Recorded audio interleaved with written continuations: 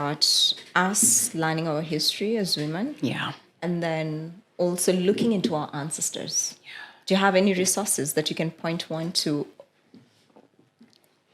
Can I be very honest? Yes. This is a safe space.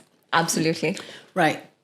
So so the approaches I took come in different various ways. One, I really love having deep conversations with my mother. I want to know how she grew up. What was that like? So really learning that was one thing, talking to my mum and the older women. I think, and I love that African tradition. Okay. In talking to elders. So for me, talking to older women now, I'm very intentional. So whenever I go to London, everybody now knows the first 2 days I'm with my mother, and I'm really asking, like, what was that like when you were married? And just asking those. That's one. The World Wide Web. We have so much information out there, but we need to go and look. There's so many amazing documentaries you can find.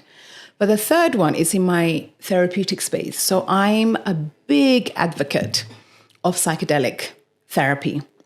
And actually one psychedelic that's been proven to really deal with generational trauma, where I really feel like I get in touch with my African female ancestors. It's when I'm in a controlled, so I have someone who's guiding by using magic mushrooms. Because I don't want to sit here and pretend to you. I don't want to jump up, because, I want to be honest. Yeah. I don't want now someone listening to this and thinking, wow, really, Layla she went to therapy and talked to the elders in her community. Yes, that was part of it. But being in a controlled environment, guided by someone I trust, I really tapped into my grandmother's pain, my mother's pain, and that made so much sense to what I was going through. And I remember actually after that session, it was a very powerful session. This is just before I moved to Kenya.